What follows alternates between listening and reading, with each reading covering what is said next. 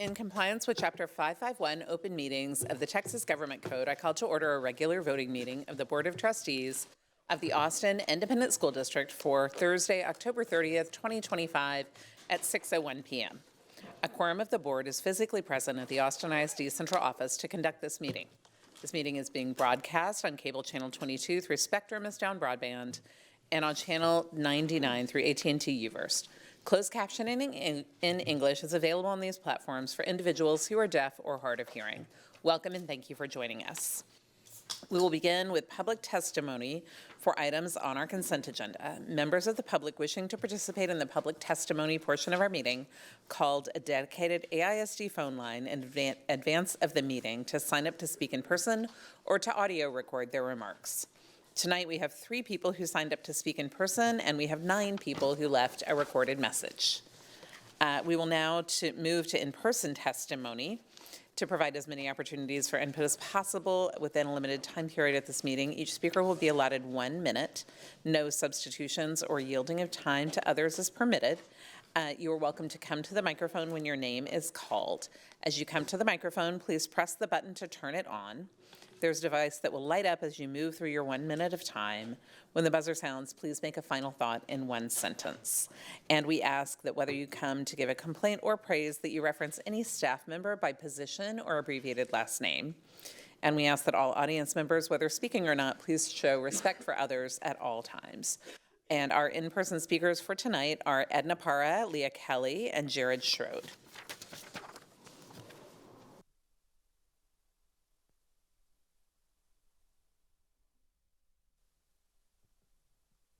Yeah, if Edna's not here, then Jared Schroed and Leah Kelly. Is Edna here? Also, yeah, any order, it doesn't matter. Thank you.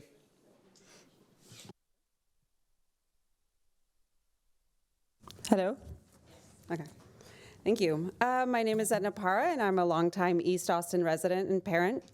AISD recently shared that it has identified 5 underutilized properties and completed a portfolio evaluation to see which might be declared surplus land. While the document doesn't say which sites are under review, it signals that some campuses may already be evaluated for closure or sale without full transparency. It's likely those details will be shared later, but the lack of transparency with this and across the TAP plan, consolidation process, and budget discussions, along with contracts like this, again, is concerning. At yesterday's meeting at Maplewood with Superintendent Segura and team, it was unclear what it was clear that communication on budgets, academic decisions, and transparency in general has been inconsistent. And nothing has been academically focused, and especially when presenting any of these consolidation plans. Campbell parents also said that they hadn't been contacted at all despite being directly impacted. Merging Maplewood with Campbell, a historically Black school, risks displacing Black families and destabilizing 2 thriving East Austin campuses. 60% of Maplewood parents said that they're already looking at charter schools or public schools, which is fewer students, fewer dollars, and less stability for AISD. I hope that they do a comprehensive public assessment showing how these real estate decisions align with the district's budget, academic goals, and long-term planning. And do you mind finishing your thought and emailing the rest of it to us so we can yes, and stick to our time? Thank you. Yes, thank you. And I hope that that all staff members and all teams genuinely engage both communities to develop a transparent, equitable plan. Thank you. Thank you.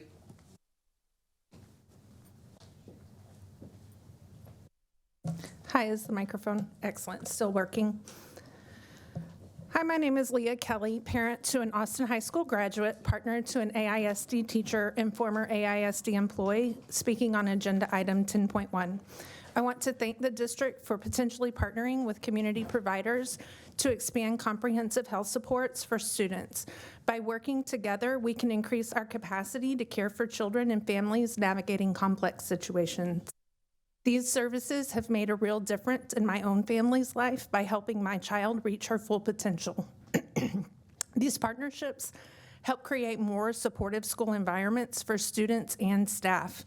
The commitment to spend Proposition A dollars as communicated to voters provides much needed transparency and is an important step to reestablishing trust. Please vote in favor of agenda item 10.1, and thank you for your dedication to student well-being, especially during the difficult situation that we find ourselves in now. Thank you.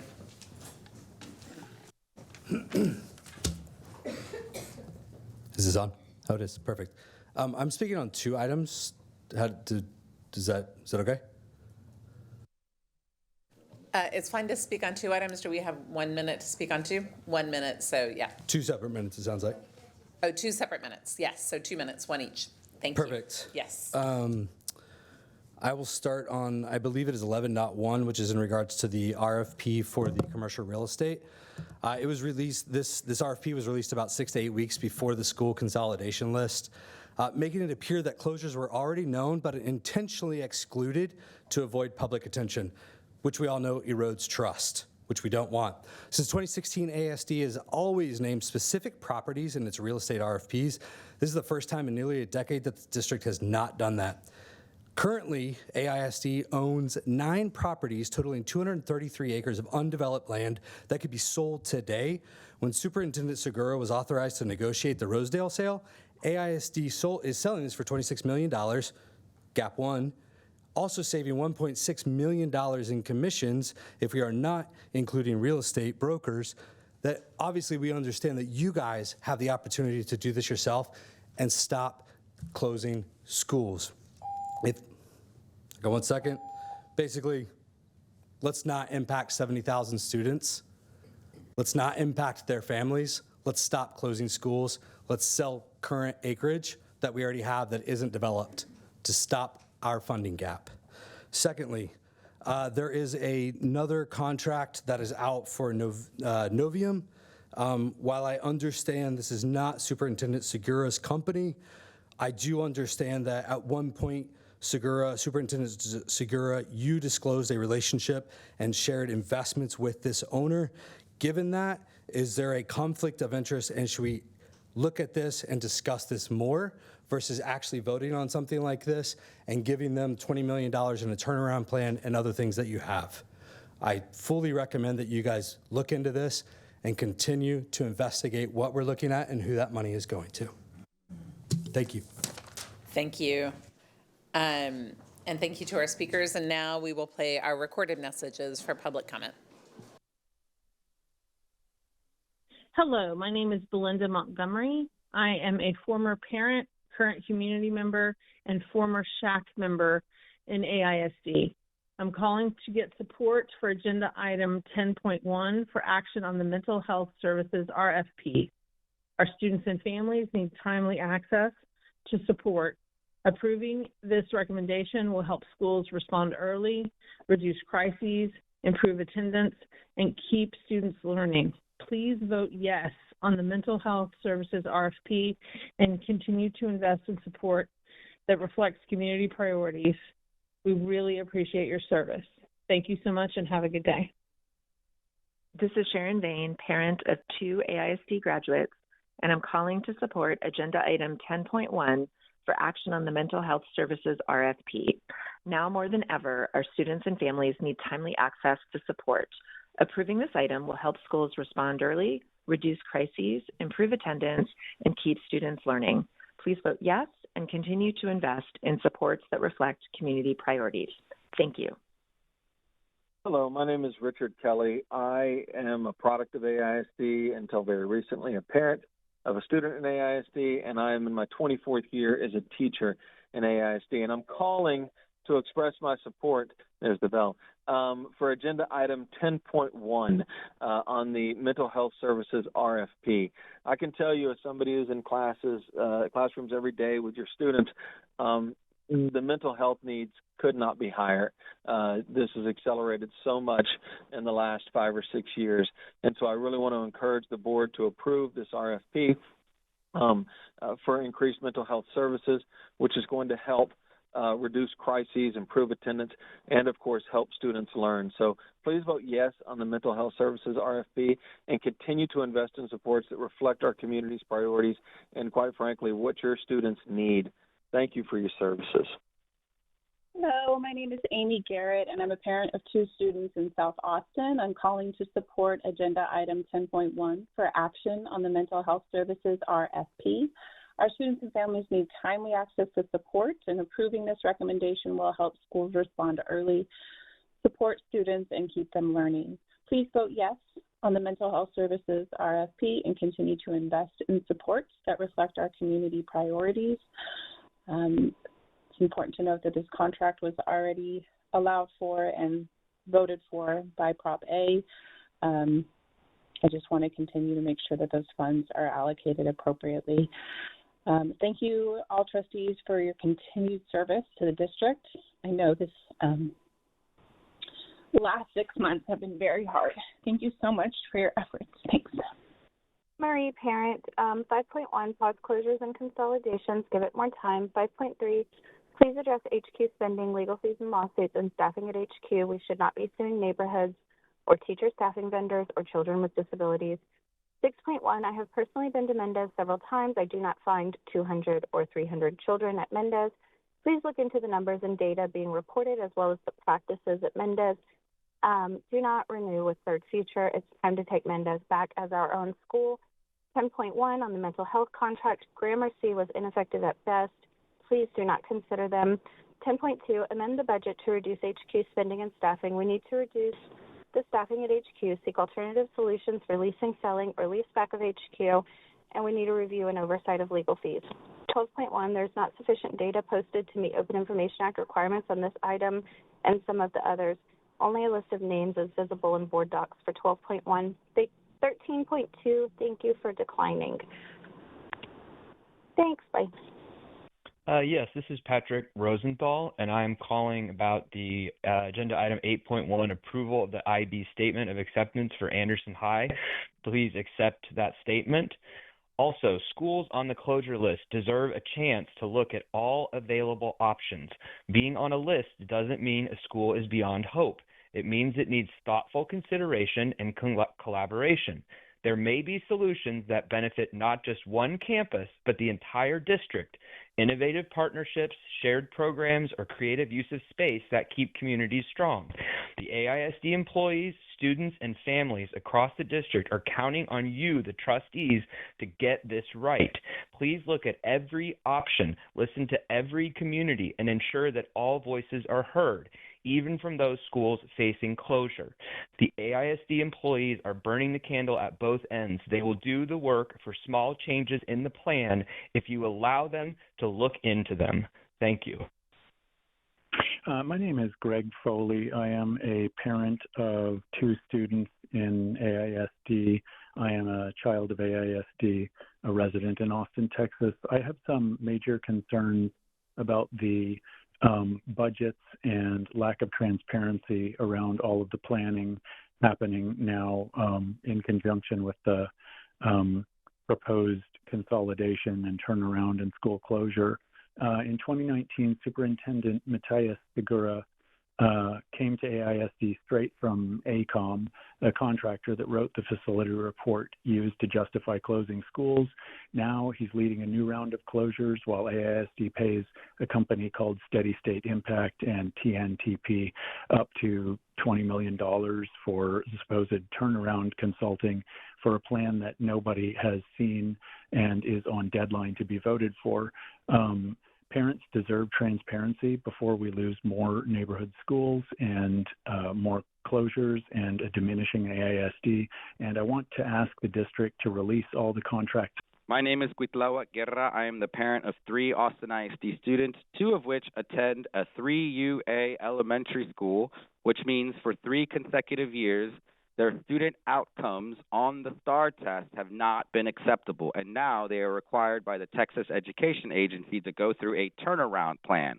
I also understand that the board is being monitored by Lone Star Governance, who measures minutes as counting towards student-centered outcomes or against. For some reason, discussions about the budget do not count towards student-centered outcome minutes, even though we know how much budgets affect student outcomes. The turnaround plans are the result of student outcomes. The turnaround plans are designed to improve student outcomes. I am asking the board to clarify tonight with the Lone Star Governance Monitor, who may or may not be in attendance, do board discussions about the turnaround plans count against our student-centered outcome minutes, or do they count for our student-centered outcome minutes? Please have the Lone Star Governance Monitor clarify this tonight. Hello, this is Adam Sparks. I just wanted to bring attention to the fact that we're 3 weeks away from a final vote on turnaround plans and consolidations in AISD and have not received any financials for the cost savings from closing campuses. This is something that was promised to schools before October 3rd. It has still not come out. The district claims that these numbers are coming out, but we're less than 3 weeks away, and basic information on the financials of this plan have not been released. We asked the board to include any kind of measurable to ensure that 1 year, 2 years, 5 years from now, we have information about whether or not this plan saved money for the district. As I've heard trustees say that they would not vote yes until they had 2019 financials. That information is now apparently not coming. And so it's important that we measure how this plan affects the financials of AISD with real measurables in a multi-year process. Thank you so much. Thank you to all of our callers and all of our in-person speakers for your testimony. Trustees, are there any questions seeking clarification? Trustee Quintana first. I was just going to ask if the turnaround plan conversations count toward or not. It does not. So the one we are planning to have later today as part of the superintendent's update would not count. Yeah, count against, I'm sorry. Yeah. Count against. No. Trustee Kaufman. I just had a couple questions for clarification on some of the comments made about the contracts and the real estate sales. Could you just comment on what 20 million, I don't recall a $20 million contract being involved in this. Do you know what that's referring to, and can you speak to that? Two, can you just address the concern about conflict of interest? And three, can you clarify on the real estate? My understanding is that we often do real estate without naming a lot of things publicly because of, but anyhow, can you comment on whether that real estate includes any of the schools that are listed for potential closure? Sure, Trustee Kaufman. First off, any real estate contracts, this is a renewal. Not unlike how we hire an attorney or other professional services, we open up an RFQ or an RFP process, invite vendors or partners to participate. We select them, and then as needed throughout the course of a period of time, we will use them for their services. This is precisely what we've done in the past. And this is effectively a renewal because the terms in those contracts have expired. Given our organization, there are lots of different ways that we use real estate partners. Some of them have to do with acquiring of land. Some of it has to do with deposition. It's just kind of varied based on need, which is why there are different funding sources used or identified in the document itself. Regarding a $20 million contract, I have no idea what that is a reference to. I heard TNTP and City State identify those are not contracts of that value. One's a technical partner that we use for our turnaround plans. So yeah, I don't have an understanding of that. Regarding conflicts of interest or where I've worked before, all of that is available on our website. It's been disclosed for many, many years. That's been out there. It's out there. Nothing's changed. I'm not sure if is there anything else that I think that covered it. Yeah, thank you. I appreciate it. I think the call for transparency is important, but I think also refuting kind of allegations that are unfounded is important. So thank you. Yeah. Thank you. Trustee Hunter. Thank you. Our last caller had a question, and it's one that I continue to have for the financial assessment, an estimation of what we will save by closing schools. And so do we have an expected timeline on when we will receive that? Yeah, so we estimated that in the initial draft on October 3rd, 24 million. In the revision that's going to be released tomorrow, we're doing a deeper breakdown as requested by our community to go kind of campus by campus. There are obviously assumptions that we have to use in that modeling regarding kind of what the staffing allocations are going to be at the receiving school. And so you'll see it broken down campus by campus, for the potential consolidations that we're considering. It's going to be one of the attachments in the deliverables that are submitted and released tomorrow. So will it be, I guess, I don't know financially how to say this, will it be a cost savings or how much you would save if you did this, or what would it look like? So we are looking at a savings. One of the things that we want to be really clear about is there's different assumptions that can be used to determine, is there a loss in students because of the disruption, right? We know that is potential that it could happen. And so based on feedback that we've gotten from our trustees and from the community, what we're going to do is kind of just provide a sensitivity analysis and say plus 5%, plus 5%, minus 5%, plus 1% to kind of show the range. What we know is that every school merger is different. There are examples in other school districts where, because of the planning and the thoughtfulness around the transition, there was a very low loss in student attrition tied to the move. Back in 2019, when we went through it, it was kind of hard to tell because the pandemic happened immediately afterwards. And we keep forgetting that happened, but the vote took place in November of 2019. Shortly thereafter, 3 months after, in fact, the pandemic hit, and then everything kind of just changed. So it is difficult to use our own data from that period of time regarding what student movement looked like, because lots of families are making decisions for lots of different reasons, and it was really hard to quantify. So we decided to provide a range or sensitivity analysis based on the financials so that we could see kind of the range is likely to be on various assumptions. That's helpful. The other thing that I want to be really clear about is offsets or other costs. We as a district determine what we spend our dollars on. There are resources allocated as part of the turnaround plans. We would have to spend those dollars regardless if we believe that these are the resources that need to be deployed to ensure that we're successful. We continue to lump the two together. I understand why we do that. But if no consolidations and no savings are made, you're still going to have the expense. So I am showing both, but I want to make sure that it's understood that they're not necessarily tied together. If one doesn't happen, the other won't. We will still have that expense. I understand why they're being lumped together, but that's not how we actually would operationalize it. Okay, so for those of us who aren't great at math, I want to try to restate to make sure I'm understanding. So what you were saying is that the offsets is the word you used. They're going to happen no matter what. Whether we have an injection of cash, we either have less of a deficit or the deficit gets deeper. Yeah, so when we talk about $24 million, and again, that was a conservative estimate when we first released it on October 3rd, the assumption that a year from now, if the $24 million isn't identified and directly tied to the fund balance or, kind of offset the fund balance, then somehow we were not being transparent, because at the same time, we're electing and deciding to spend other things, spend resources on other things. So it's another expense. I call it I use the word offset because it's been shared with me as an offset, but really it's, reduction in cost will increase your fund balance or increase your available dollars, even though we're in an already budget deficit. But over here, you have additional expenses that you're going to incur. There are going to be some expenses tied to the transition plans. For instance, if we agree to additional transportation routes to support a kind of new campus merger or a different configuration of a campus, that would be an additional expense tied to the consolidations. But the turnaround plans are agnostic. We're still going to have to spend those dollars regardless. So we're going to kind of lay it out in that way, which is why we've actually broken it out as a separate attachment in the deliverable that will be released tomorrow. Okay, thank you. Thank you. Any additional questions, clarifications? All right.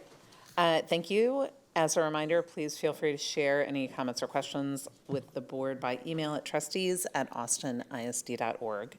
And before our next item, the board will go into a brief executive session at 6:25 p.m. pursuant to Texas Government Code Sections 551.074, 551.072, 551.073, 551.087, 551.076, 551.0821, and 551.071. When we finish, we will return to open session to continue our meeting. Thank you.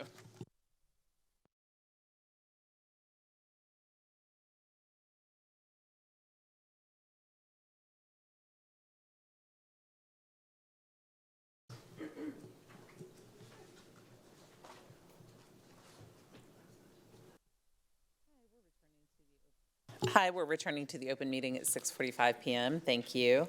Our next item is under the President's report, and we pause tonight to recognize the passing of a remarkable figure in Austin ISD history. On Friday, Ms. Nan Clayton passed away in Albuquerque, New Mexico.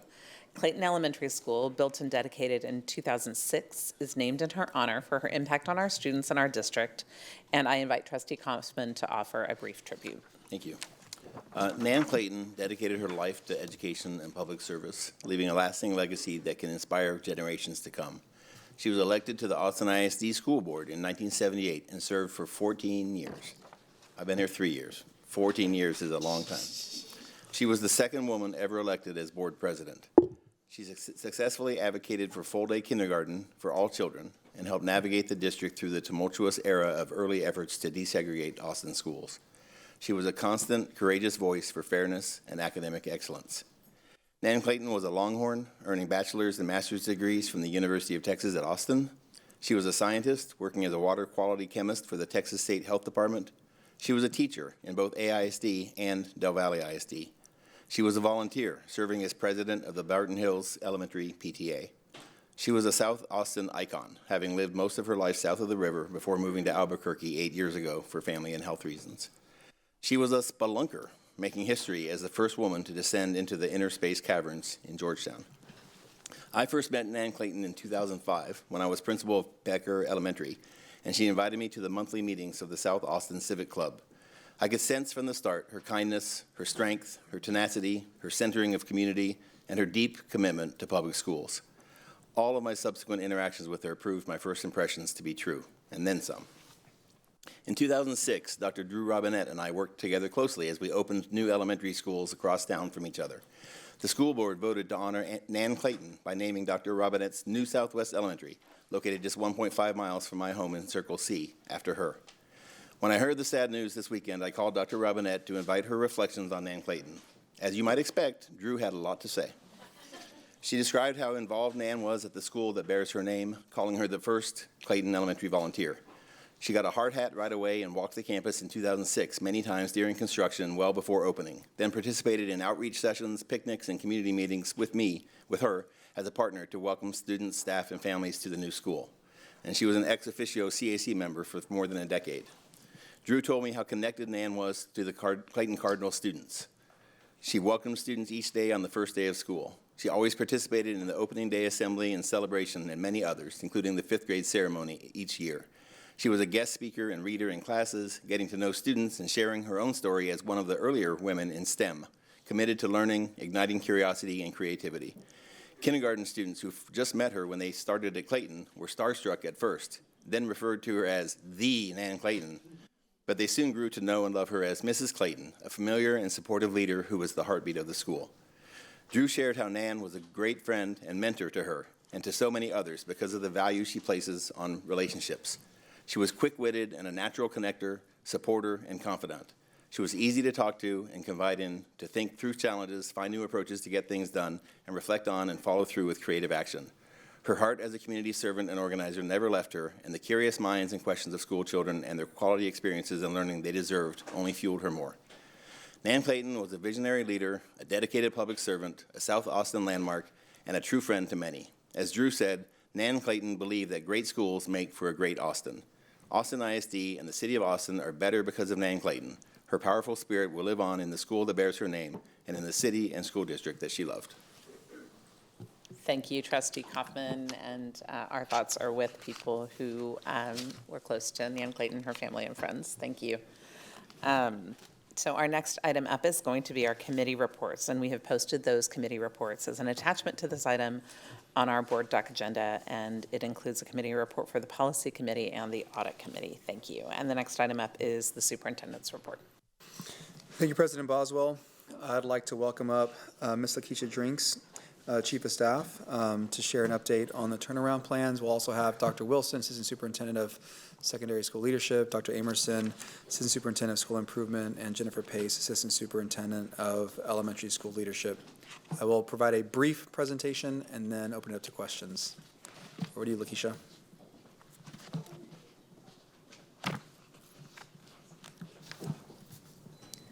All right, good evening, trustees, President Boswell, Superintendent Segura. This evening, we will share an overview of our draft strategies for our district turnaround plans. We'll talk a little bit about how we determine the strategy that we are planning to implement, as well as a few general strategies that you'll see across turnaround plans. Just for the public's knowledge or reminder, our tabs are posted on our school improvement website with a survey link so that we are able to receive feedback from our communities. So we are still drafting tabs, so there's still opportunity to provide feedback. So the first strategy that I'm going to share is the restart strategy. And so the restart strategy, just as a reminder, typically requires pretty much in every case a change in campus staff. So in order to lead a restart campus, you must be determined as highly qualified. Again, and we're going to stick with the language that you'll find in TAPS just for consistency's sake. So it does define the staff at campuses as needing to be highly qualified. Okay, so I do think that that's super important in following along as to how we selected the strategy for each particular school. You'll notice that our restart campuses typically are in modernized facilities. They usually have, according to what we looked at, possibly too many students to reassign. And the previous year's data does not reflect steady student growth. Or I'm sorry, it does reflect steady student growth. So the first campus we'll look at is Linder. Linder, they have a modernized facility under construction. It is very close to completion. It is unreasonable to stop it at this point. The data for Linder does show that they have had significant academic growth that is conducive to a restart. So the campus is on track for meeting accountability. We feel like with some additional supports, some additional staffing, that they will be able to meet accountability. Wooldridge Elementary is another campus moving into a modernized facility. Their growth actually has been accelerated. They actually have had great growth in Domain 3. So remembering Domain 3 is the closing achievement gaps. And so it is a combination of achievement data versus student growth data. And so from 2023 to 2025, Wooldridge increased their student growth points from 30 to 62. So we know what they're doing is working. We just have to focus on accelerating what they're doing and, again, providing some additional supports. Same for Paredes Middle School. Paredes Middle School is a large middle school, which would make it pretty difficult to reassign students. It's also located in an area where it's pretty much the only middle school in that neighborhood. And they, too, are on the path to meeting accountability. So from 2023 to 2025, their Domain 3 score improved from 30 to 73. Pecan Springs is the outlier to the system that we use to determine which strategy to implement. So we are, as we planned their turnaround plan, we are thinking about probably as the maximum supports that we're able to provide a campus. They have not demonstrated accelerated or steady growth. However, they do have a modernized facility. And we do feel like by providing them with the additional supports and really making them a primary focus, making them one of the first schools that we staff over the spring, that there is an opportunity to meet accountability But again, this is a campus where we are still taking feedback from the community, and we do need to have some additional conversations before we finalize their strategy. So the next strategy that we'll discuss is reassigning. And so when we made the determination to reassign students, in most cases, the schools where they are being reassigned, or at least the majority of the students are being assigned, have acceptable rated campuses, and they're in relatively close proximity. And so we do want to note that some of the campuses were also being considered for a reassignment or a consolidation, just as part of the consolidation process. And so it came what we're calling an intersection, right? So as we're moving on the path of coming up with a TAP strategy, and as we're working on consolidations, we ended up at a crossroads for some campuses through both processes. And I'll talk about which campuses those are. So Barrington Elementary, 75% of the students are being reassigned to Guerrero-Thompson Elementary. Guerrero-Thompson is currently a B-rated campus. For the past 3 years, it's gone between A and B rating. Barrington is slated for modernization. However, the construction has not yet started. The campus has not made a significant amount of growth within the last 3 years. And so that was a factor that we considered, because again, we really considered the amount of growth that students made within the last 3 years, and if the campus was on track to meeting accountability with some additional supports. Betachek Middle School, we have 58% of the students assigned to Covington Middle School. Covington is rated currently a C. The other students are reassigned to Mendez and Paredes, much smaller numbers compared to Covington. Betachek has not had significant academic growth to support a restart strategy. From 2023 to 2025, they improved from 57 to a 59. Next, we'll go to Dawson Elementary. Dawson is being assigned at 100% to Galindo. Dawson has also not had a significant amount of accelerated growth, and also the size of their resides population limits their overall number of students. So currently there are around 150 students for the entire campus, and if you think about spreading that out, you have very few students testing, and that's something that you'll also see with Oak Springs. And so when you have such a small group testing, the weight of each student is very heavy, and it makes navigating our accountability system challenging. So I spoke a little bit about Oak Springs when I talked about the size of the campus. So Oak Springs is another one of our small campuses. Right now, our plans have them being reassigned to Blackshear as 100% of the students. I do want to say we've not yet had the community meetings with the Blackshear community. So this is definitely very drafty, I'm going to say, because we do still need to get more input from Oak Springs and also from the Blackshear communities. Next, we have Martin. Again, I think you'll notice a pattern with most of the schools that we are reassigning, and it's that they have very small numbers of students attending. So Martin's a little bit different because their resides area would actually give us more substantial numbers, but not all of those students are electing to attend. So again, small numbers testing creates a very heavy weight on the students that we do have. And so we have Martin being reassigned with 46% to Keeling, 28% to Marshall, and 26% to Lively.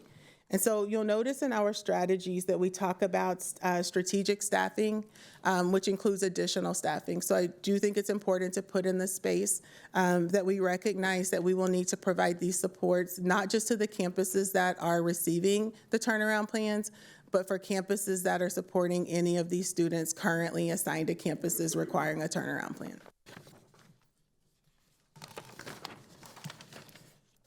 Next, we have Sanchez. Their student growth, too, has been somewhat stagnant. In 2023, their Domain 3 score was a 54, and in 2025, a 58. We have 53% of these students being assigned to Allison. Allison currently has 3 Ds, so that is a 1 UA rating.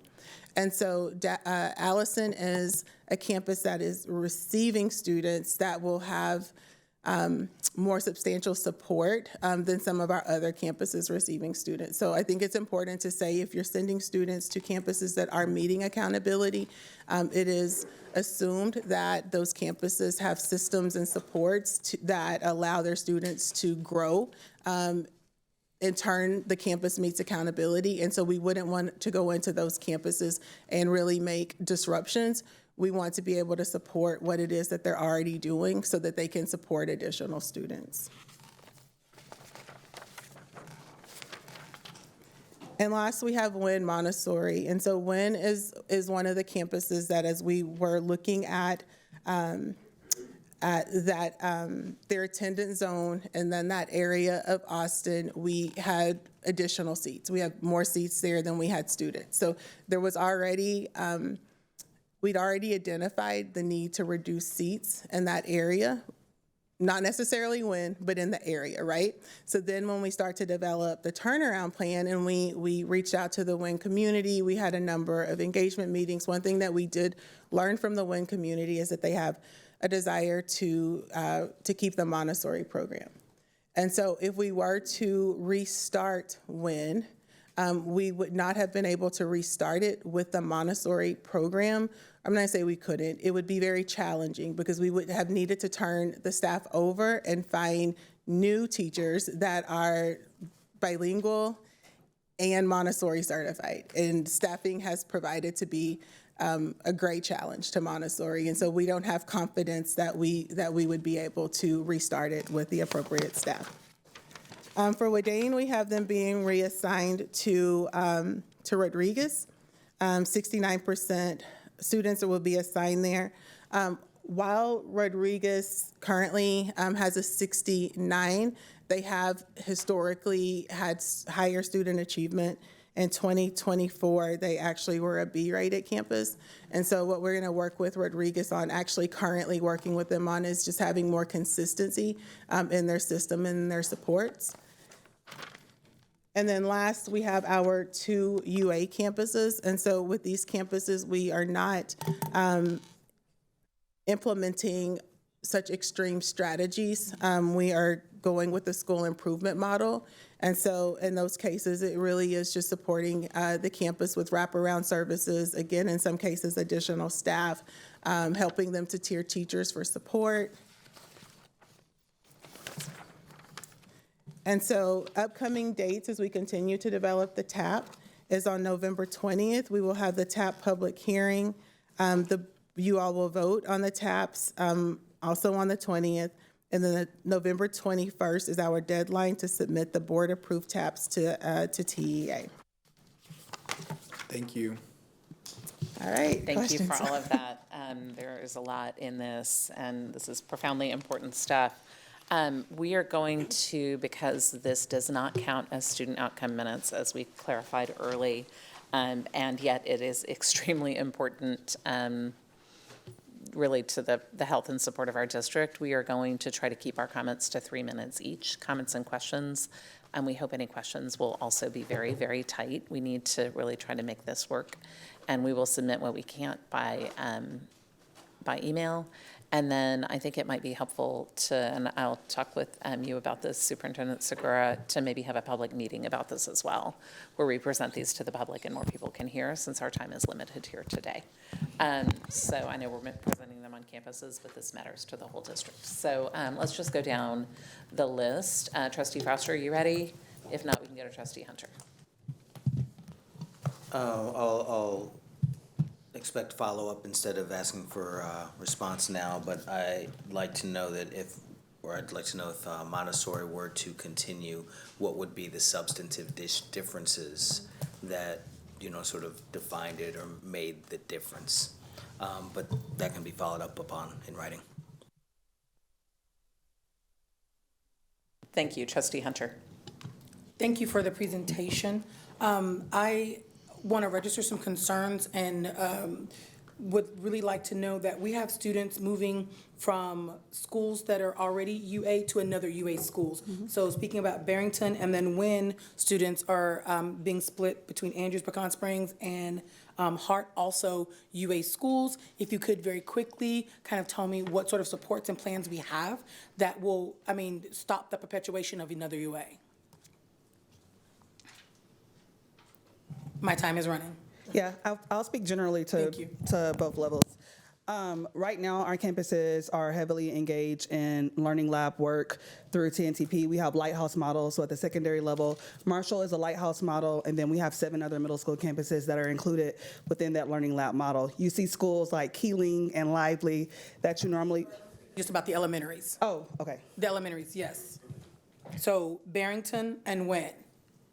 Yes, and what Dr. Wilson was saying also applies to elementary schools. We are implementing the Lighthouse program, and that's to provide additional leadership coaching, teacher coaching, monthly professional learning with hands-on application, additional progress monitoring, and increased instructional rounds, especially in the case, really in both schools, having really intentional transition plans for students moving out of their program into a new program for when, especially they're going from one program type to a traditional type.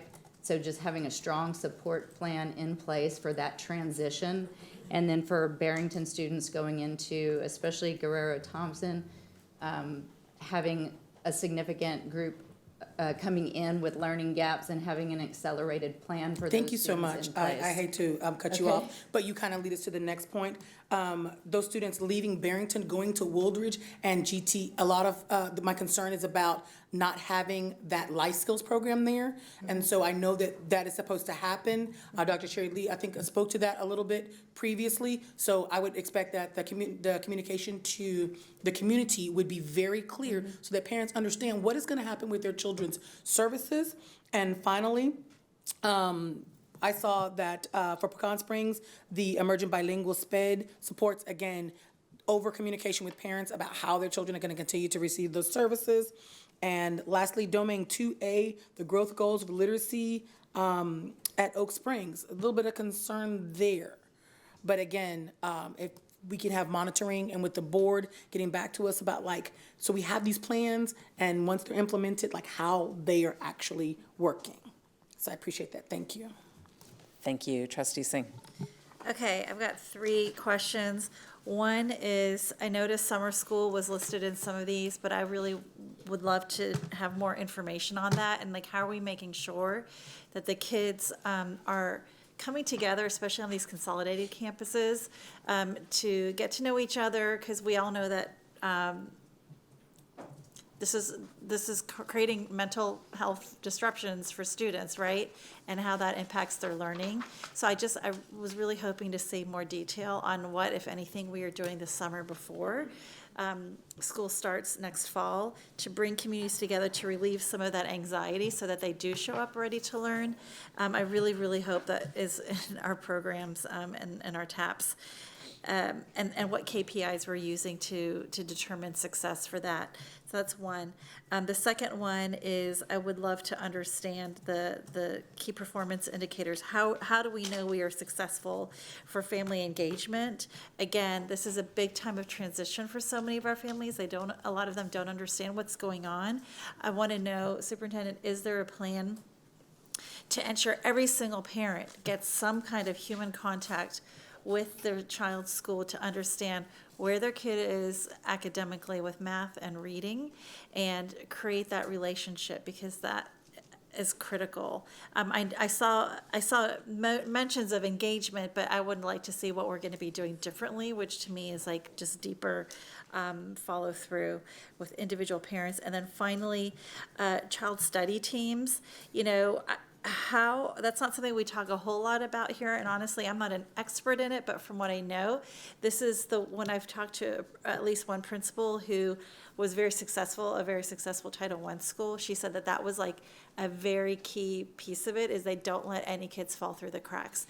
And so I really want to understand, Superintendent, whether it's in the TAP plan or not, what is the district doing to ensure that kids are not falling through the cracks with those child study teams, and how do we, how are you as the superintendent ensuring fidelity with our model? Those are my three things. So thank you so much. Trustee Gonzalez. I have questions that related to some of the questions that have already been posed that I can submit in more detail through writing. Thank you. Thank you.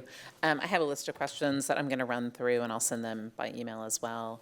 I have asked and would still like to see statewide data about A through F distributions at campuses across the state with similar demographics, and other variables like mobility, special education percentages, emergent bilingual status, economic need. I really want to understand if we are creating schools that have track records of being successful in other places, and how big a hill we're setting up for ourselves to climb. I really want to understand to what degree students at schools in similar situations are seeing success in our state's accountability system, knowing that our standardized tests also do a good job of measuring what kids bring to school with them and how well we're providing those other supports. I am deeply concerned about our F to D schools and our F to C schools, especially our F to D schools, and really want to know why we believe that will work and what's different about those plans. I'd like to know what root cause analysis has been done to understand the reasons that our schools are in this situation. I'd like to know how TNTP was chosen, who else was considered, and how much we will be paying if this is approved. Family engagement is one of the levers that TEA includes. I'd like to know if that's part of any of these plans. I saw a lot about wraparound services and support for chronic absenteeism. Didn't see a whole lot of that. And I know that TEA has some really solid plans for that, so would really like to understand that, especially at our elementary schools, but also at our other secondary schools. There are very high numbers of students receiving special education services at some campuses, and I'd like more detail on how we're accounting for that. We know that a lot of these are in areas with a lot of charter schools that tend to have much lower percentages. That concentrates that need on our campuses, and I really want to know how we're addressing that to help our students be successful and help our schools break this accountability chain. There's a whole lot of need among students at many of these campuses. I saw some plans to address that, but I'd like more detail on how we're going to address chronic absenteeism, what we're doing about mobility to help offer supports. We had a tool at one point that we paid for that reduced mobility. Are we planning to wrap that into it so we can help families find apartments? Our parent support specialist used it, and it demonstrated success. Would like to know if we've considered an extended school year at any of our schools. Would like to know what expertise beyond Austin ISD are we leaning into for guidance. There are a lot of people in our community eager to do that. I think we need to talk about that. Dobie, Webb, and Burnett, I'd like to know what we know about how it's working or how it's not working and how that's reflected in these plans. What are our options after TAPs begin if we're not seeing progress to get an acceptable rating? I'd like to know what our plan is for really staffing this. We had a shortage of staff, even to staff those three that counted as highly qualified under TEA's definition. I don't know what our plan is for that, but I'd like to understand that. And then the 2 UA schools, how are these different from the 2 UA tips from last time? And if it didn't work to prevent our 3 UA last time, what are we doing differently to be sure we are? Thank you. Okay. So for Pecan Springs, Linder, Woolridge, Loretta's, what happens if any of those schools get an F in 2026 and an F label in 2027?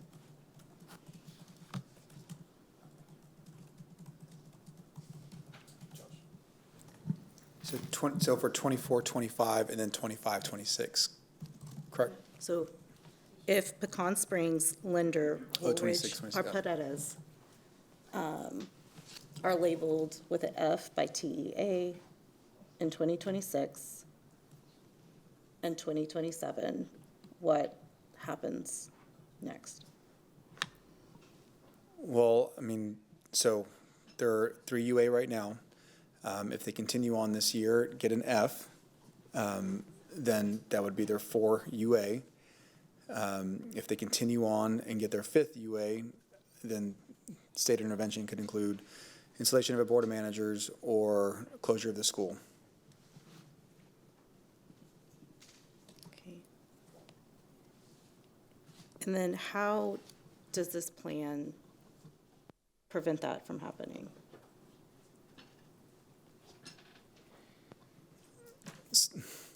So we're developing this comprehensive plan, all the turnaround plans with resources deployed based on what we know about these schools.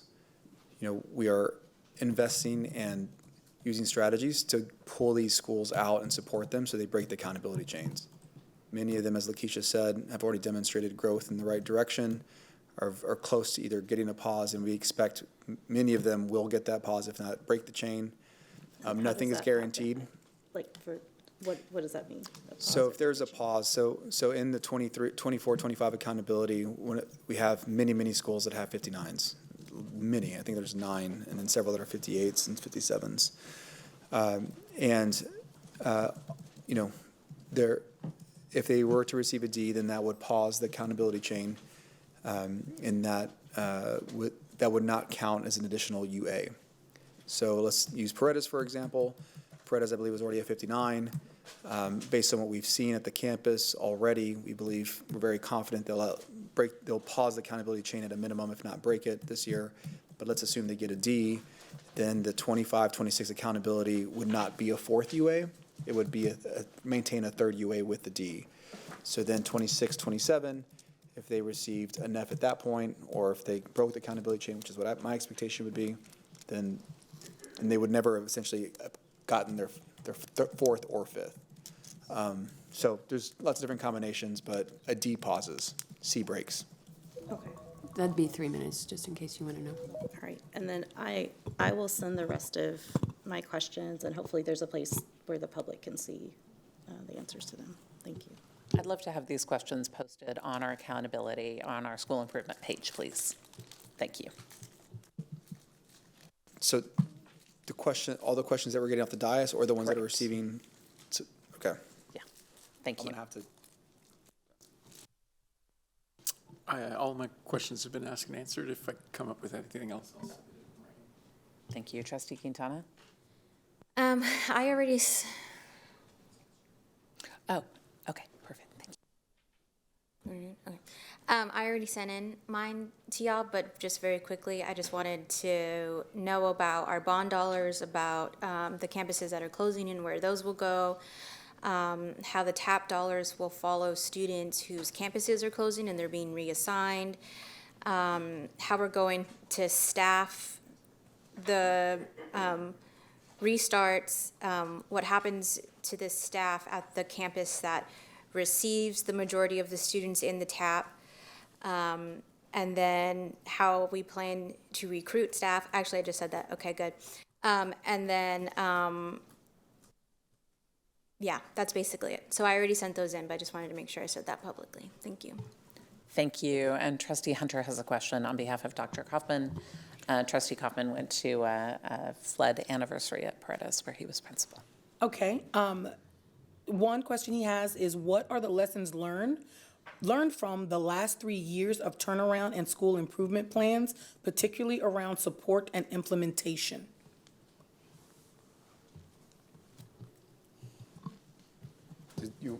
I can provide a brief response. One of the things is, I would say, is that you have to have a thoughtful plan that we know we can execute with the resources we have. The turnaround plans for Adobe, Burnett, and Webb, based on a timeline established by the state, they were very, very tight. And when it came to the hiring timeline that we go through as an organization, it was late into the spring semester. So because of where we are now and because of what we're going through with consolidations, I do believe we'll have ample time to build out the staff, ensure the resources are deployed so that we start the school year successfully. So I do believe that what we learned is time matters. Having time to plan and implement, prepare so that we're ready to go is critically important. That's one big difference this time around. Another difference is having data points to monitor centrally. This is probably the first year in quite some time that we have dashboards that we could see at the campus level as well as the district level, how students are progressing throughout the year. Having 3 data points a year makes it hard for us to respond and provide campus with additional support, because if you don't know until the end of the year, the ship has sailed for that year, so to speak, and the students have accumulated greater gaps, right? And so we are monitoring data on a very regular basis, coaching principals through looking at their data, bringing data into senior leadership so that we can deploy resources in a more timely manner. I will say a lot of it is having solid systems in place that we have not necessarily had over the last few years. Thank you so much. Thank you very much. It's 7:21. We are within our 30 minutes. Does anyone have additional questions? Do we feel like we have asked and answered? Okay. I think, thank you for this. I think this is an immense deal, and really appreciate your work, our colleagues' questions, and the ability to really understand. Any one of these fails, I know the pressure is huge, and any one of these is not successful for our students, and that is a real risk to our whole district. So thank you for this, and I know you're doing hard work. Thank you.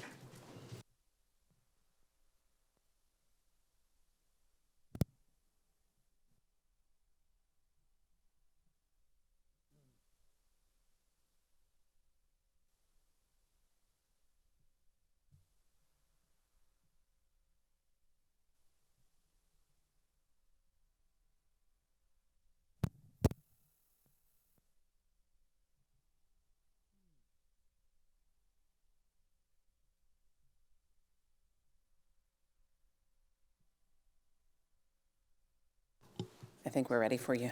Yeah. I'd like to welcome up Joshua John to, I believe, provide the intruder detection presentation and update to the Board of Trustees. Thank you, Superintendent. We've had a lot of board meetings over the past couple of days. More to come. Some to come. All right, good evening, Board of Trustees. In the months of September and October of 2025, there were 21 schools audited by TEA. 8 schools had 1 or more findings requiring corrective action. TEA is required to audit 75% of Austin ISD schools during the 25-26 school year. Currently, Austin ISD is at 17.9% of campuses audited so far this school year. And each of the past 2 school years, TEA has audited 100% of Austin ISD schools for intruder detection audits. That is it. Thank you very much. Are there any questions or clarifications about this update? Right, thank you very much. All right, Superintendent, can you please introduce our next item? Yes, President Boswell, I'd like to welcome up Katrina Montgomery, Chief Financial Officer, to provide a brief update regarding our budget.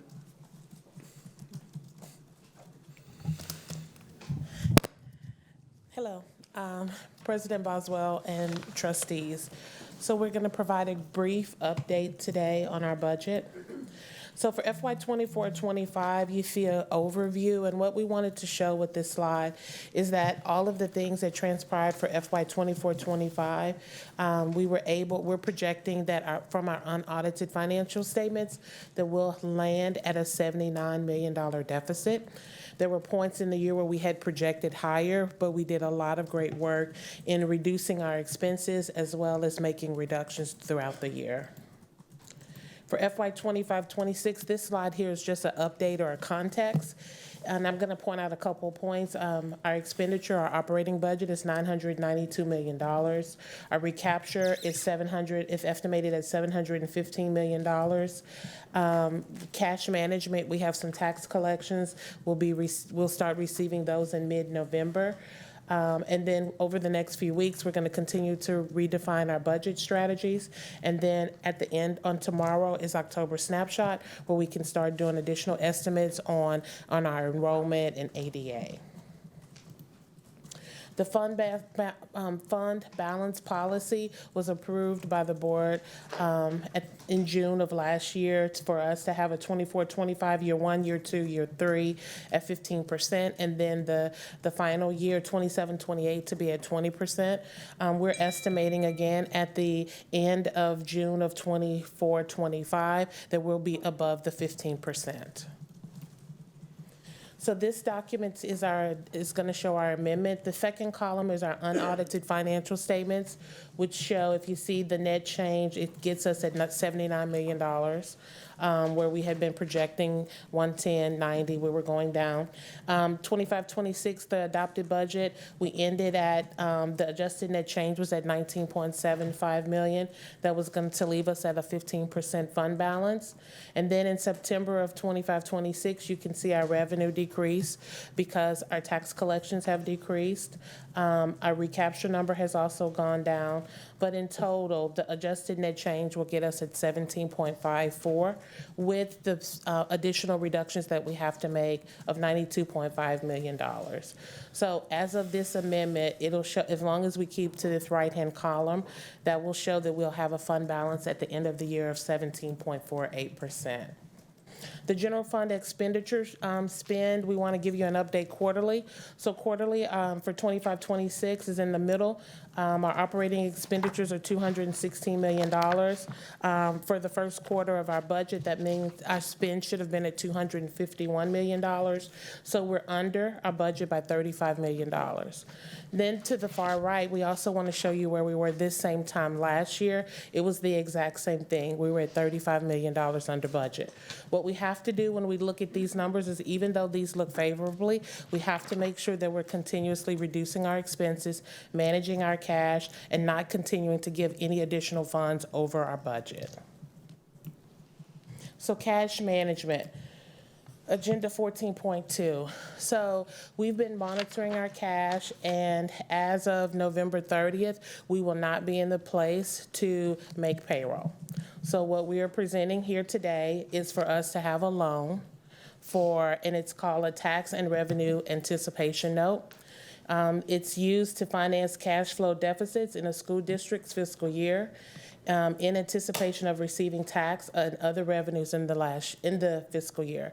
So what happens is, when we end June, we have our fund balance, which equates to our savings account, and we live off of that for July, August, September, October, and in November. And then in November, we start getting tax collections, but they will be slow. And so there will be a period of time from the last November 30th through the first week of December 5th that cash will be low to non-existent. So our amount that we're asking the board to approve is $19 million. This is the minimal amount. We've been very strategic at monitoring cash, monitoring our accounts payable. This is the minimal amount that we can borrow. I will tell you that our financial advisors have asked us or suggested that we borrow more, but because of the rates and the fees, we're going to borrow the least amount that we need to get us through the first week of December. The interest rate is 4.67%, and the repayment date is January 13th, 2026. We're also doing this because we want to borrow the money as the least amount of time as possible, so that we don't have to incur more than additional fees. This is the 24-25 cash flow trend, and it still shows the same thing. Like in November of 2024, our cash starts to really get pretty close, but in prior years, we've been able to manage that. What I wanted to be clear is, we do not or did not want to get to November and say, oh, we're here. So what this is a plan that is done in advance so that we can get ourselves through November. So I want to talk about this. This is our scale. And so one of the things, when I talked to my team yesterday and today, I felt like the urgency might not be there for everyone to understand where we need to be. And so I talked about the scale, and Adriana and the team were like, I don't understand what you're saying. But this is the best way we can show the picture. Right now, because of our fund balance and our cash balance is low, we're tipped. And these are all the other things that we're doing that are giving us all of these great programmings, compensation, planning periods, 116 campuses, all of these things. But then these things are overweighing us. And so I want to make sure that we all walk away here today understanding the urgency of where we are as a district. These next few slides I won't really go over, Matias, so we'll stop there. I'm available for questions. Thank you. Any questions? Yeah. Yeah, Trustee Hunter.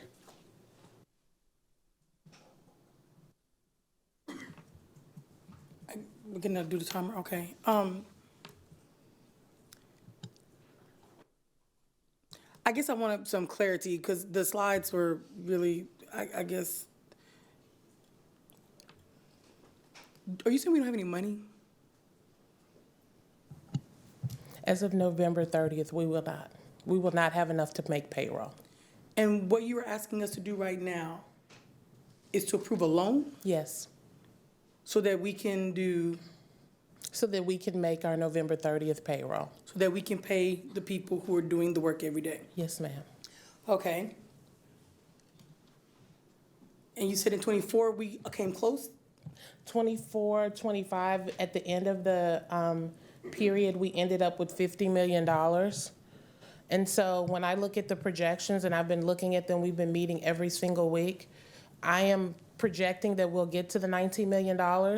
And we still have cash coming in, but what I do not and will not do is for me to get to November and say, okay, this is where we are. So we're still gonna be working to draw down grants and save money and watch cash, but we cannot get to the place where we don't know that we can cover the November 30th payroll. So we're gonna borrow money? Yes, ma'am. And there's interest on that money? Yes. There's a payday loan? Yes. Okay, I'm good. Trustee Singh and then Trustee Quintana. I just wanted to hear how we got to this point a little bit more. Yeah, I mean, it's been an amalgamation of decisions and indecisions over the last 2 years. I think the thing that we've talked about is how important fund balance is. I've been saying that since the moment I came on the dais. We've been making difficult decisions to try to shore up fund balance, reduce our costs over and over again. And this past year, we adopted a deficit budget, which pushed down our available fund balance. And then what happens is you have a statewide tax rate election for homesteads, and all of the kind of revenue slows down. So in a typical year, the cash comes in right as we get to that line. As you probably know, our property values, the way that we pay our tax assessor, all that's delayed because of where we are right now with the statewide elections. So this is how sensitive it is. We always talked about that dip. Those 2 or 3 weeks delay create this. It's really like a week and a half that this is occurring in our entire fiscal year. If it was a normal year, don't know that it would exactly be like this, but the pressure from the election coupled with the slow kind of revenue stream coming in from property taxes has created this kind of risk that we're managing, with this, debt service. Yes, Trustee Singh, and I also want to add, from 2017 to 2018, every single year, other than 22-23, we've passed a deficit budget. In 22-23, we didn't do that because of ESSER. And so it's just continuing to borrow. We've just been borrowing from ourselves, right? Because we weren't living within our means the whole time. No, I appreciate that. So but specifically for this, because when we approved the budget, there was no talk that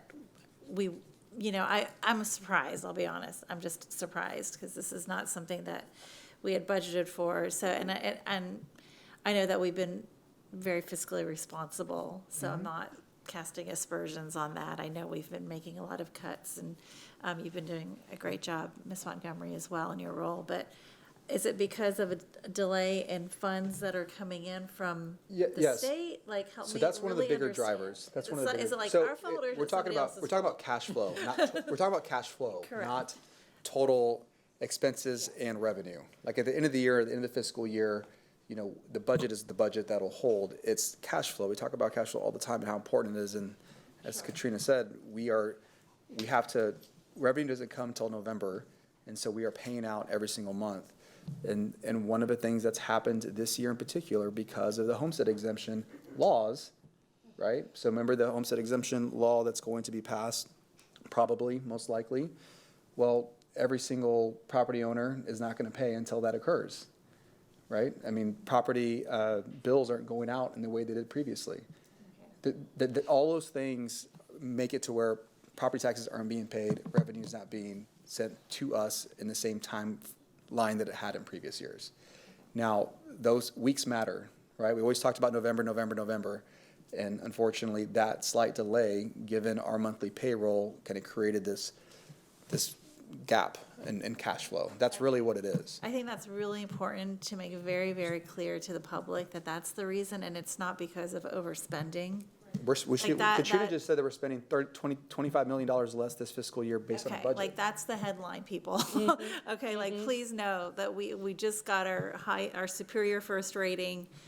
Yeah. We adopted a responsible budget. We've made cuts. This is not due to overspending. This is due to a delay in tax it's the biggest driver for sure. revenue due to new homestead laws. Yeah, so I think Pending the election. pending election. So, And the election, yeah. So there's a slide, the one that says as of September 30th, 2025, fiscal year 25-26. And it says, you know, based on our burn rate per month, you're $35.26 million under budget, right? But cash is what matters. That's not the same thing. And that's what we're having to manage in this moment, given the way tax revenue is coming in based on the changes at the state level. Thank you. Trustee Quintana? I think all my questions have been asked and answered. Thank you. Anyone else? Okay, I want to thank you for bringing this to us. I know this can't have been an easy thing for you to know that you have to bring and to get to a place. And thank you for being ahead of it. It's a horrible position to be in, but it's better to be in it now than to wait till the crisis had come. So I really appreciate that. I would like to ask the administration to consider, I know we knew we were right at that edge with reducing our fund balance and changing that policy. I would love for the administration to consider a proposed change in that, and do we need to be at 16%? Do we need to rethink that 15%? Is it just too close to the edge for our budgets going forward? So I would welcome a recommendation on that from the administration and the policy committee. Thank you, and really appreciate it. And I think, you know, we are not the only district in this situation. We're not the only Central Texas district in this situation, and I think this is the reality in our state. Rice University study in the spring said 73% of districts were not receiving enough state funding was not adequate to meet their needs. And I know we're in a really, really hard situation. So thank you.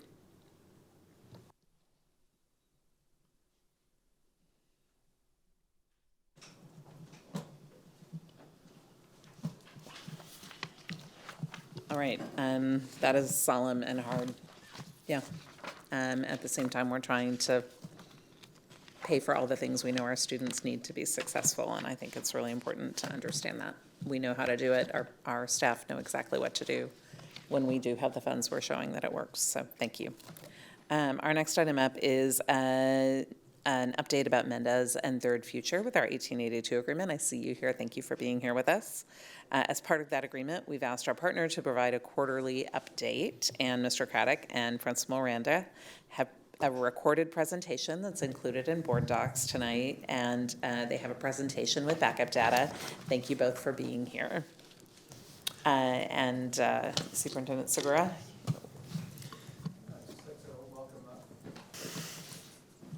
I'd like to welcome up Mr. Zach Craddock and Principal Elizabeth Miranda. They're here from Third Future to answer any questions the Board of Trustees may have. Thank you for the presentation earlier. Thank you, trustees. Are there any questions for clarification? Trustee Singh? Just super quick, I had submitted some questions that are on board docs, and I think there's some blanks in there, but I would just appreciate getting answers to those questions. These are just basically the criteria that we had put, that are in our contract, and I just wanted the public to have a real clear picture of how Third Future has performed on each of the different items in a real simple format. You guys have given us a lot of good information. Okay. I just want it all consolidated in one place so that we can just see that. I'll work with Josh to make sure that you get it, or if we haven't provided it already. If not, I apologize. No, that's the two questions that we had was the last 3 years of NWA data, the district summary report, and then the percentage of our AOT. Our data analysis person will return from vacation tomorrow. I will have that for you next week. Thank you, appreciate that. Thank you very much. Anything else? Trustee Whitley-Ju? Yeah, I wanted to know how many students do you have in Algebra 1, enrolled in Algebra 1 at Mendez this year? We don't, 0 students in Algebra 1 this year, ma'am, in 8th grade. What about last year? We have not offered Algebra 1 at Mendez since we've taken over operations in 2022. Okay. Mr. Segura, do we have any middle schools in Austin ISD that do not offer Algebra 1? I'm not aware of one that doesn't offer it. We offer it at all of the schools, but I can't. Dr. Wilson, is there anything that you want to add to that? It's all of them, yes. All of our schools, okay. Thank you. Thank you. Any additional questions? Trustee Gonzalez. Hi, thank you. I just had one small clarification question. I did notice that in the PowerPoint that you shared, the enrollment information for 6th grade and 7th grade was exactly the same, like exactly the same gender breakdown, racial breakdown. I didn't know if that was accidental, like just the name of the grade level didn't get changed, or if they actually are in fact exactly the same enrollment numbers. It's highly unlikely, but do you know about that?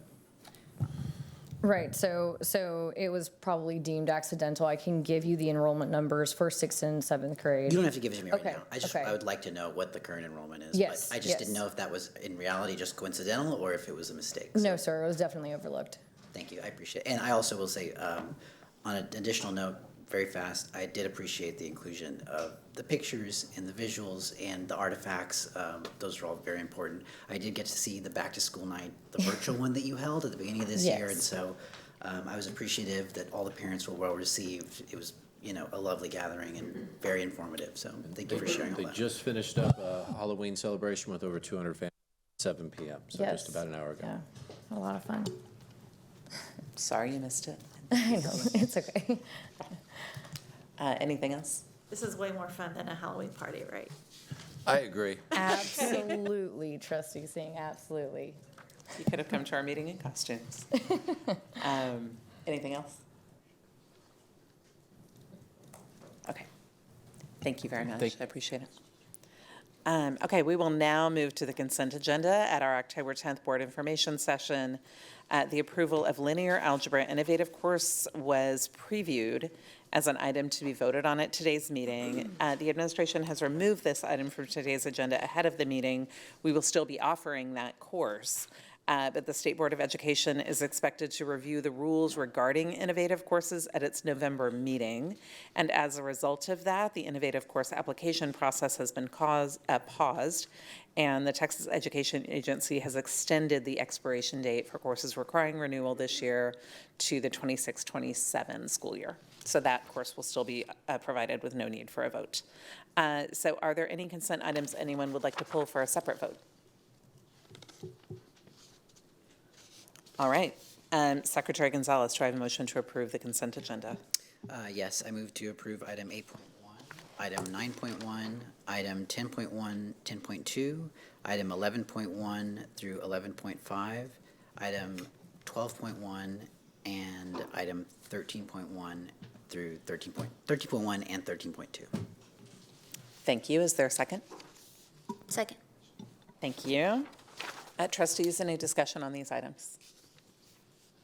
Just quick discussion on the mental health contract. I just wanted to thank the administration for following through with the promise we made to voters with using Prop A funds to put, I think it is, I can't remember the exact amount, maybe somebody does, for the contract for mental health. I don't want to misspeak. It's in the hundreds of thousands. I think it's I 500,000, think it was, I right? was gonna say 4 or 6, but yeah. Yeah, $500,000, and this is you, and I specifically asked, is this going to supplement or supplant? And it is going to supplement our mental health services, so that is an increase in services for our students, and really, truly appreciate your following through with that commitment. Thank you. And I have one question about that one. Is that intended to be a recurring expense year over year? Since that was what we asked, we asked for it in the TRE. Well, the expense won't be the same. The allocation may change because it's based on services. This existing contract, I guess, I mean, can I get familiar? I don't know, Dr. Maxwell, if you want to come up. Long-term, the revenue is year over year, right? I can't say what we'll spend the dollars on in 6 years, 8 years, but so the intent is to have the investment move forward. The intent is to continue investing in Correct. mental health services with the money that are community approved. Correct. Okay, that's really my question. Okay. Yeah, I know budgets can change and a lot of things, but that is the intent. Yeah, and contracts can change as well. Yeah. Thank you very much. I appreciate that. Thank you, Dr. Maxwell. Okay, any further questions or comments before we move on to a vote? All right, having a motion by Secretary Gonzalez and a second by Trustee Quintana to approve consent agenda items 8.1, 9.1, 10.1, and 10.2, 11.1 through 11.5, 12.1, 13.1, and 13.2. All in favor, please raise your right hand. And the motion passes unanimously. Thank you. And we have no items that have been pulled. Okay, now we will move to items for separate votes. Secretary Gonzalez, do we have a motion to approve item 14.1? Yes, I motion to approve. I move to approve item 14.1, consider impossible action on LSG quarterly and yearly evaluation. Is there a second? Second. Thank you. So I believe we have Ashley Paz with us via Zoom, our Lone Star Governance coach. This is many quarters in now, and we've seen some shifts. And I would love to have Ashley here. Hello, Ashley, I see you now. Would love to have the chance to go through this together, just to help understand kind of what we're looking at, how that's happened. And then there's an annual evaluation. And I know that's part of our commitment under Lone Star Governance as well, and that's something that you'll see reflected on the self-evaluation.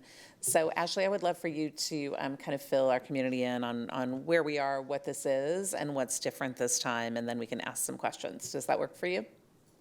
Yeah, absolutely. And I think this is the first time we've seen the annual evaluation. I think it would be really helpful for our community to hear about that as well, because that's new in this form. Yes, absolutely. Let's start actually with the annual self-evaluation. So it's not an annual self-evaluation. It's the same self-evaluation. It's simply just an annual review. So what we've done is we have provided the board with all of the data from your past 12 months of implementation so that you can see the progress that you have made in implementing these effective governance practices over the last 12 months. So what this includes is 12 months of your time use. It includes 12 months of all of the things that you have accomplished during that time. So all of those implementation steps, as you're doing your self-evaluations, those are the conversations that you're having, like, have we checked this box?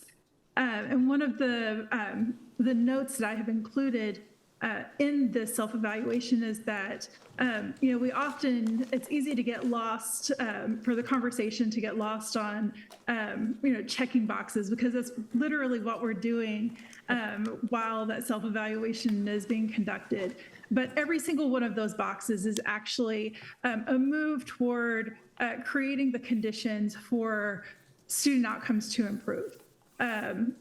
How you are evaluating your superintendent, how you are setting goals, how you are monitoring your goals, how you're spending your time during your board meetings, how you're engaging with the community, how you are aligning your budget, how you're aligning your policy, and all of the things that you do within the district, how you are coming closer and closer into alignment so that you can really begin to do great and amazing things and build on the great and amazing things that you're already doing in service of students.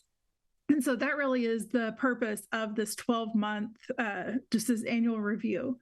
And of course, your self-evaluation, this is the, let's see, I think this is the 8th self-evaluation that we all have engaged in together.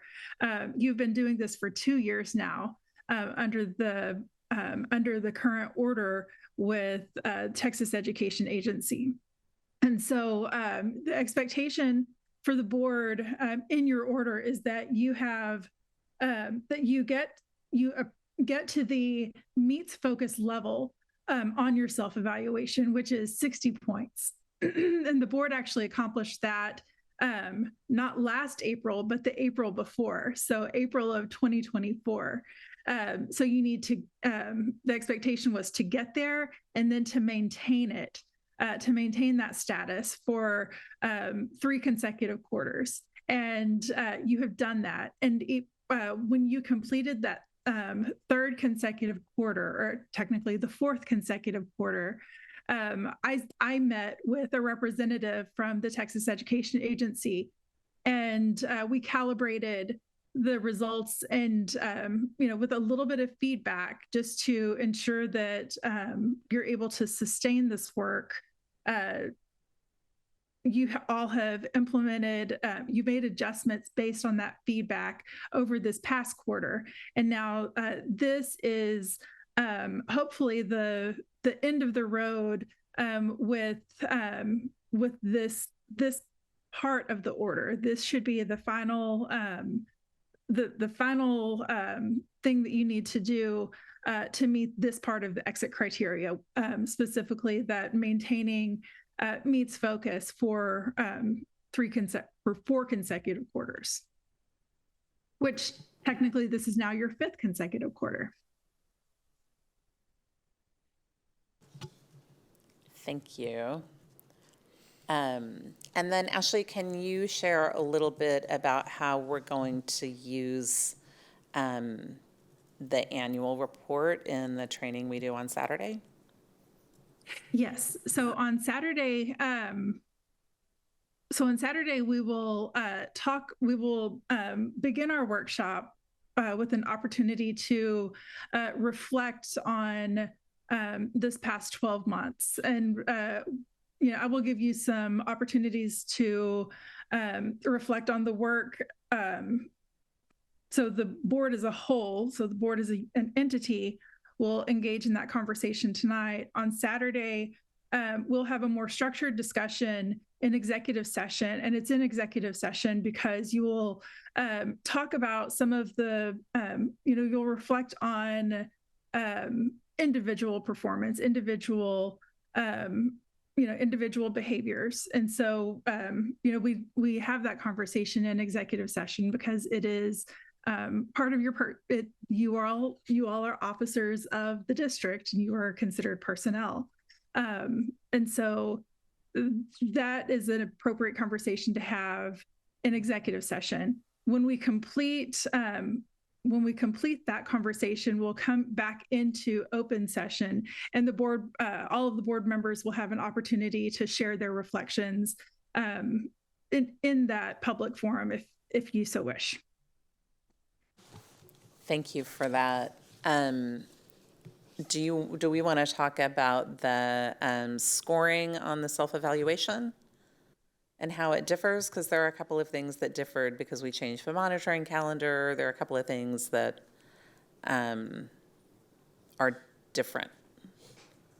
Yes. So in last month, your self-evaluation score was 74 points. You made some adjustments to your monitoring calendar this past quarter. And so just because of that temporary adjustment, because of that adjustment, your score will drop just by 3 points temporarily. That will come back up immediately in your next quarter if you choose to continue self-evaluating on a quarterly basis at that point. So that was the first one. There was one other area where there was, I think the majority of the board had given you, had assigned 9 points for the last section, I believe synergy and teamwork.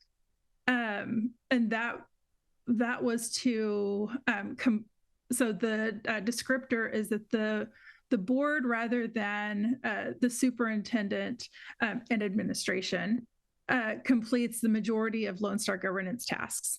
And so you have definitely begun to transition into doing that. Secretary Gonzalez has met with me and your administrative team for the last couple of months and done some calibration. And so we definitely are on the right track for being able to do that. But we still have a couple of additional things that the board really needs to take ownership of. One of them being to facilitate the self-evaluation process. Thank you. I also want a point of clarity that I think is really important to note. I want to give credit to all of my colleagues and to you as our coach. I think we have done this for 6 extra quarters now. So it's our first quarter, we owed 3, and then we've had 3 more. So we've had a full 7 quarters that meets. So credit to everyone who has done the work to meet our order very, very diligently and with great seriousness, and to really lean into this work to make sure those things were happening. So thank you. Trustees, do we have questions, comments about this? Trustee Hunter, and then we'll go to Trustee Gonzalez. Thank you. I'm so sorry. I just have a clarification. There's a great deal of concern in our community as we continue to monitor our time, and as we've been doing this, you said now for 7 quarters? You said 7? Yes. 7. We've hit meets for 7 quarters. We've hit meets for 7 quarters, for 8. We have a better understanding, but when we explain to our community that talking about, say, turnaround plans or the activity even that we're going to do on Saturday does not count, do you perhaps have a more cogent way of explaining that so that we can carry that forward to our communities? Yes, and that's actually a great question. So I think the best place to start in answering that question is why do we encourage school boards to spend the majority of their time in board meetings talking about student outcomes? Any ideas, board? I'm not sure what you're referencing. Do you mean the adult action student? Is that what you're talking about? Yeah, so the expectation that LSG sets forth, and what is set forth in the order, is to spend 50% of your time focusing on student outcomes in your board meeting. And it's been a while since we've talked about this, so it's fine if no one remembers. But the question that I asked is, why do we encourage that? Why is that the recommendation? It's because that's why schools exist. That's why school systems exist. School systems exist to improve student outcomes. And so that's because that is why school systems exist. School boards exist to represent the vision and values of the community as it relates to student outcomes. The way that you're going to do that most effectively is by spending the majority of your time focused on those things. And so when we talk about focusing on student outcomes, we're specifically talking about the items that are directly related to student outcomes. So actually not directly related to student outcomes, that directly are student outcomes. So things that students know and things that students are able to do. Those are student outcomes. Everything else that the school system does is important, but the student outcomes are the reason that school systems exist. And so by spending your time, at least 50% of it, focusing on student outcomes, that is how you are communicating your priorities to the community. That's how you are actually driving administrative action, but by the things that you are discussing in your board meetings. Now, that's not to suggest that the other 50% of time isn't important. It actually is critically important, as you all have communicated and demonstrated tonight. And so, I think last month your time use was 77%, which is incredible. But the expectation isn't 77, it's 50%. I also understand that that was to kind of build up some time so that you can also focus on some of those other things in the coming months.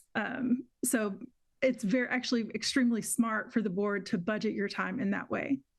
But all of the things that are related to student outcomes, so turnaround plans, budgets, consolidations, all of those things are critically important, but they themselves are not student outcomes.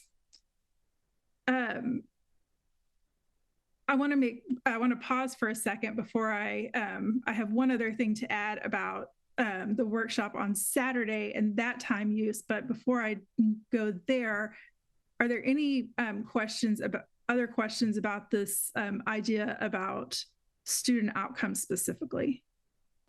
No, thank you. I appreciate that. Thank you so much. Yeah, and just clarification on Saturday.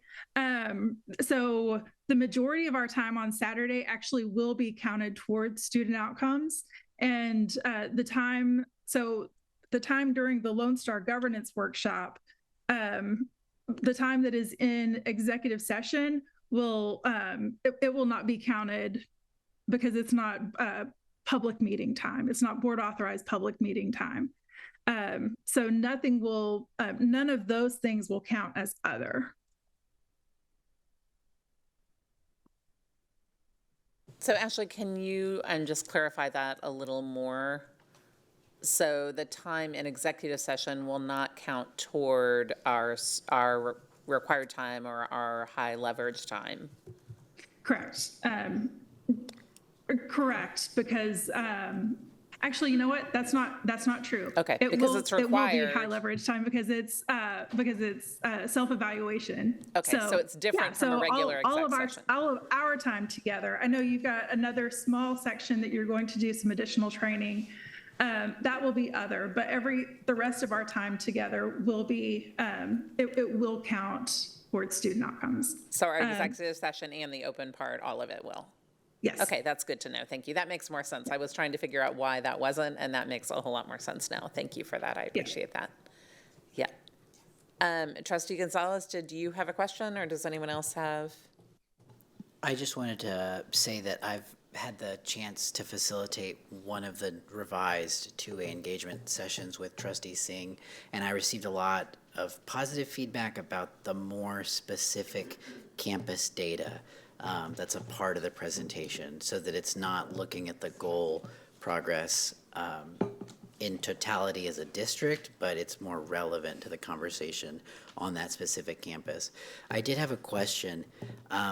Given the revisions that we voted on to the scorecard and the removal of goals that are related specifically to middle school performance, if we had two-way engagement meetings at middle schools, is there information, is there data that you would suggest, recommend to maintain that relevance at the campus level?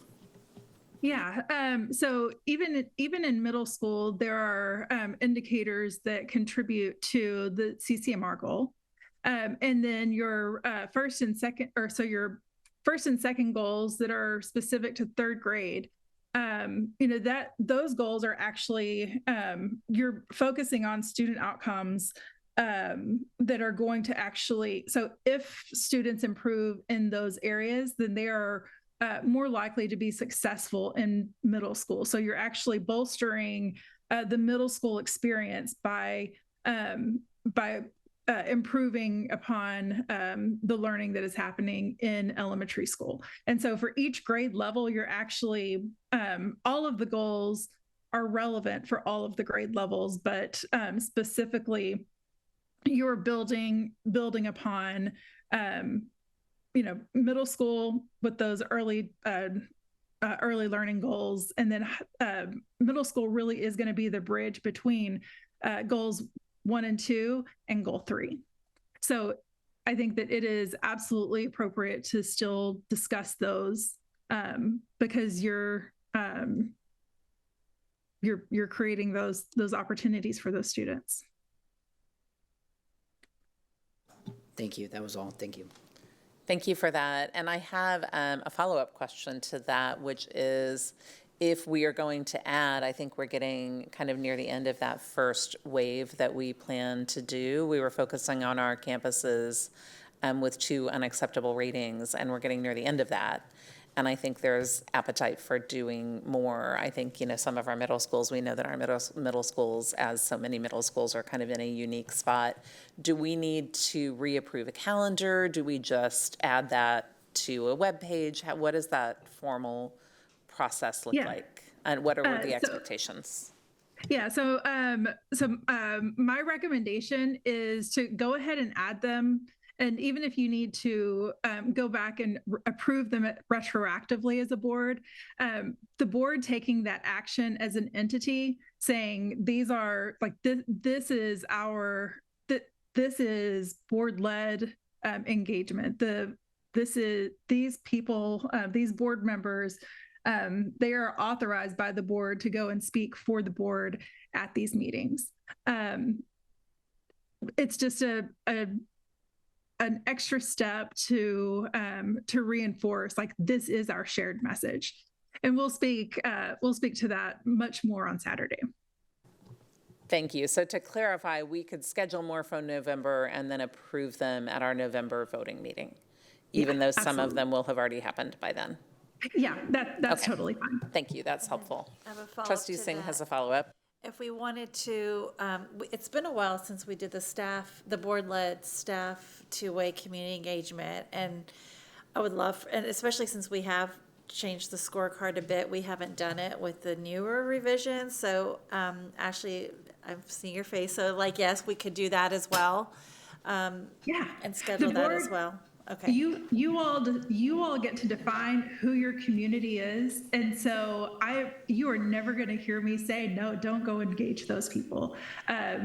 It's my perspective. The more engagement you do, the better it is for Austin ISD. Thank you. Thank you. Do we have additional questions or clarifications? All right. Ashley, thank you so much for being with us. I appreciate it. Of course. Thank you for your guidance to help us take this very, very seriously for a very long time. Really appreciate the stakes are high for a lot of reasons, and we really, you helped us lean in and do all that was required, and I really, really appreciate it very much. So I am privileged to be on the journey with you all, and I look forward to seeing you all in just a couple of days in person. Yes, we have a long, packed day together, so looking forward to it. Thank you for making the trip to be with us. I appreciate it. Have a good night.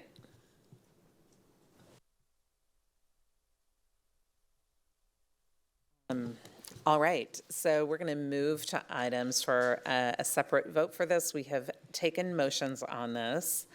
Is there any further discussion beyond what Ashley was here to share?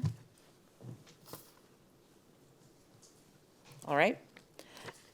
So having a motion by Secretary Gonzalez and a second, now I've forgotten, by Trustee Quintana. Okay, thank you. To approve item 4.1, all in favor, please raise your right hand. Thank you. And the motion passes by all those on the dais. Thank you. And anyone who wants to go look can see the annual evaluation, which is a big narrative of all of the Lone Star governance things we have done this year with a lot of explanation and data and all kinds of things. So thank you for that. Secretary Gonzalez, do we have a motion to approve item 14.2? Yes, I move to approve item 14.2, issuance of tax and revenue anticipation note. Is there a second? Second. Okay. Trustees, any further discussion on this item? This is the loan that we talked about with Ms. Montgomery earlier. All right. Having a motion by Secretary Gonzalez and a second by Trustee Quintana to approve item 14.2. All in favor, please raise your right hand. And the motion passes by all those on the dais. We will now recess our open meeting at 8:09 PM and move to executive session pursuant to Texas Government Code Sections 551.074, 551.072, 551.073, 551.087, 551.076, 551.0821, and 551.071. When we finish with the executive session, we will briefly return to the open session to formally adjourn the meeting, and the adjournment will be recorded and included in all replays of tonight's meeting. Thank you for joining us, and have a good evening.